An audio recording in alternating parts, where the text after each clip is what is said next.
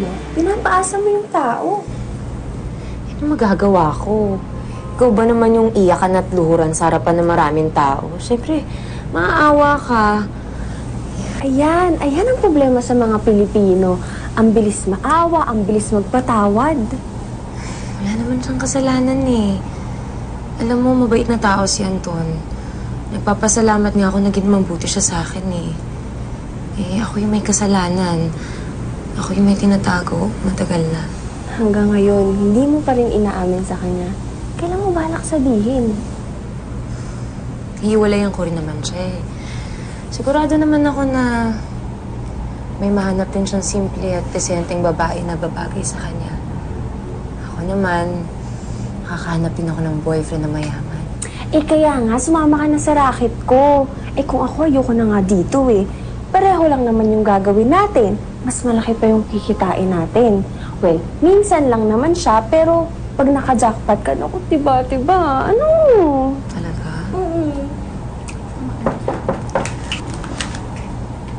Danica. Pare. Bukas na lang. Kanina ka ba? Pasensya na eh.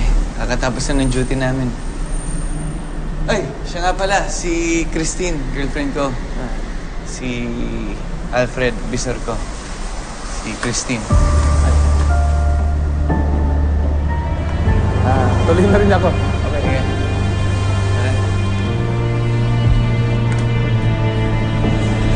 Tara.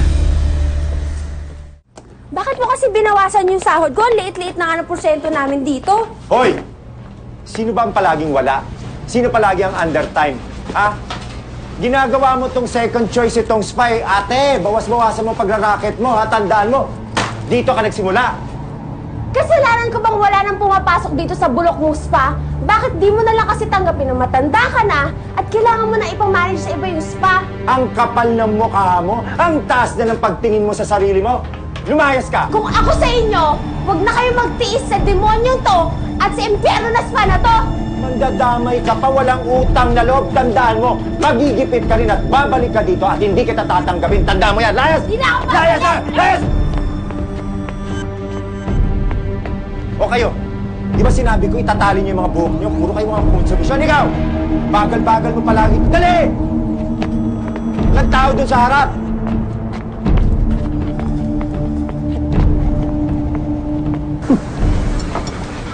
Daming chicks talaga dito pag ganito mga araw.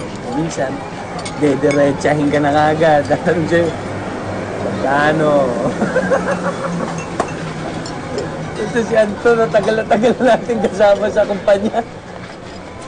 Ngayon lang natin nakasama sa inuman. Nga pala, kamusta yung girlfriend mo? Ilang taon na ba kayo nun? Ayun. Isang taon na rin. Kinaya ko nga magpakasal eh. Ayun, tinanggihan ako. Saan ba siya nagtatrabaho? Pabrika. Kontrata.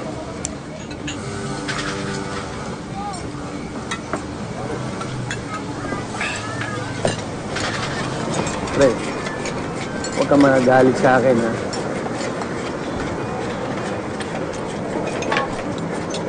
Hindi siya sa pabrika nagtatrabaho. Sa spa. May extra. Ano ito yung mga biro mo? Baka kamukha lang. Hindi ako pwede magkamali, lalo pag chicks ang pinag-uusapan. Hindi ako. Ako pa!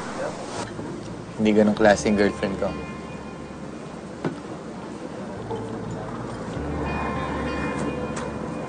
Nga eh. Paano ako magkakamali? Naging kliyente niya ako eh. Nagapon mo? Hindi! Binabastos mo girlfriend ko? Teka! Binabastos mo? Hindi maupo ka, pare. Wala akong ibig sabihin. Gusto ko lang malaman mo. Upo ka nga. Kung ayaw mong maniwala sa akin, ikaw mismo pumunta dun sa Garden of Eve Spa. Sabi mo sa akin kung mali ako.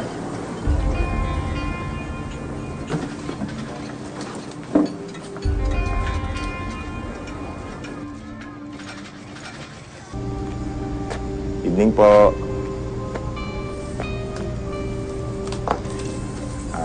Services po namin. Pag may napili na po kayo, punta tayo sa loob. Silip po kayo sa aquarium.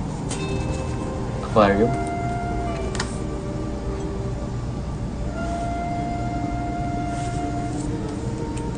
Okay na kayo, sir? Tayo po.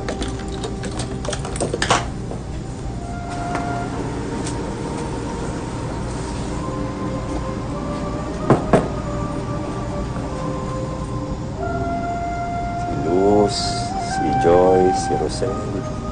Ito bago to eh. May napili kayo, sir? Wala. Pagandahin pa natin.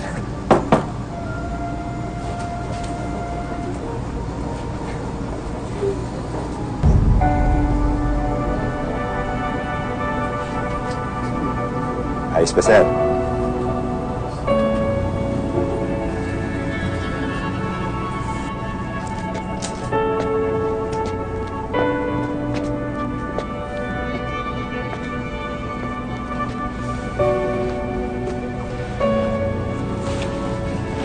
Soft, hard, or moderate, sir?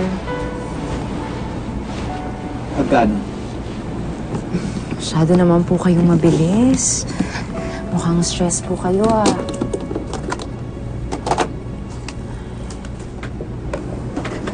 Magkano binabayad nila sa'yo dito para bastos-bastosin nila ng gano'n?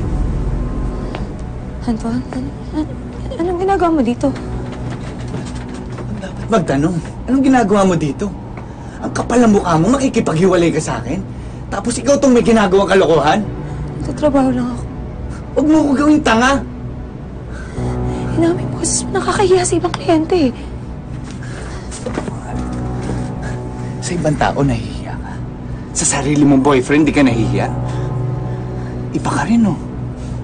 Gaano mo na ito katagal ginagawa? Gaano?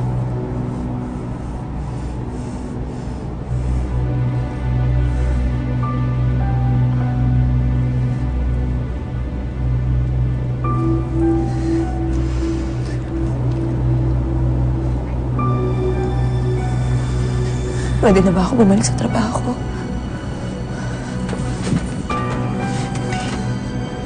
Umuwi na tayo. Hindi mo naman kailangan gawin to, eh. Ngayon alam mo na yung trabaho ko. Ang buong pagkatao ko. Pwede mo na akong hiwalayan. Hindi kita iwalayan. Pwede ka naman maghanap ng ibang trabaho. Yung mas marangal. Yung mas disente. Christina! Wala akong alam na ibang trabaho. Wala akong tinapos. Ito ang pinakamadaling na paraan. Katangahan yan, eh. Katangahan yan. Yung rason mong yan, katangahan yan, eh. Sana maintindihan mo, kailangan ako ng pamilya ko. Kailangan din kita. Kailangan din kita. Kaya kailangan iligtas kita sa lugar na to. Kailangan ilayo kita dito. Hindi mo ako kailangan iligtas. Hindi mo ako kailangan ilayo. Pinili ko to. Hindi mo na ako mababago.